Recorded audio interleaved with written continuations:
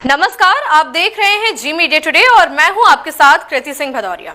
29 नवंबर को देश की वित्त मंत्री निर्मला सीतारमण क्रेडिट आउटरीच कार्यक्रम में हिस्सा लेने के लिए दरभंगा पहुंची। इस कार्यक्रम में उन्हें बैंक से लोन लेने वाले लाभुकों के बीच चेक का वितरण करना था और उनका कार्यक्रम लगभग 3 बजे तय था, लेकिन 1 घंटा विलंब से वो लगभग 4 बजे सभा स्थल पर पहुंची। 3 से 4 वक्ताओं के बाद उनका संबोधन था, लेकिन जब वो संबोधित करने के लिए मंच पर खड़ी हुई और माइक थामा तो सामने कुर्सी पर बैठे दर्शक दीर्घा में बहुत ही कम संख्या में लोग दिखाई दे रहे थे और जब उन्होंने चेक बांटना शुरू किया तो दर्शक दीर्घा में बैठे लोगों की संख्या 0 हो चुकी थी। यूं कह लीजिए कि पूरे पंडाल में केवल पुलिसकर्मी, पदाधिकारी, बैंक के कर्मी और मीडिया कर्मी ही दिखाई दे रहे थे।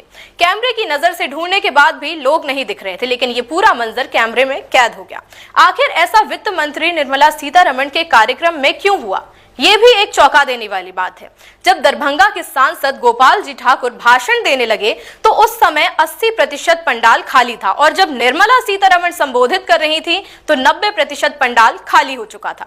जब वित्त मंत्री चेक बांटना शुरू कर चुकी थी तो पूरा पंडाल खाली हो गया था। जिस कार्यक्रम के लिए और जिनके आगमन के लिए 1 सप्ताह से अधिक दिनों से पंडाल और मंच को तैयार किया गया, करोड़ों रुपए खर्च किए गए, आखिर उस नेता को या उस नेत्री को लोग सुनने क्यों नहीं पहुंचे?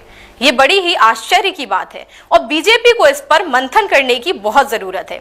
ये बात वित्त मंत्री निर्मला सीतारमण ने भी मंच से आंक ली और उन्होंने कह दिया कि गृहिणी लोग चली गई हैं क्योंकि उनके कंधे पर घर की जिम्मेदारी होती है।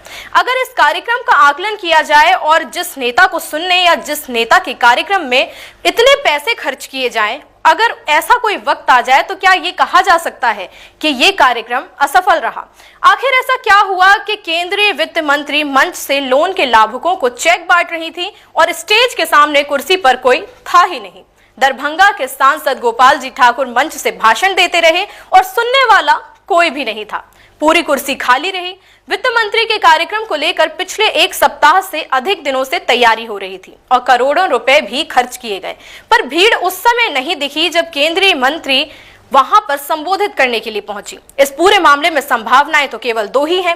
पहली तो ये कि चूंकि वित्त मंत्री निर्मला सीतारमण देरी से पहुंची थी, जिसकी वजह से ये भी संभावना है कि सभी श्रोतागण इंतजार करके चले गए हों। लेकिन संभावना तो ये भी है कि वित्त मंत्री निर्मला सीतारमण को कोई सुनने के लिए आया ही ना हो। इस मामले में आपकी क्या राय है, हमें कमेंट करके जरूर बताइएगा। फिलहाल के लिए इतना ही। देश दुनिया की तमाम खबरों के लिए आप देखते रहिए जी मीडिया टुडे।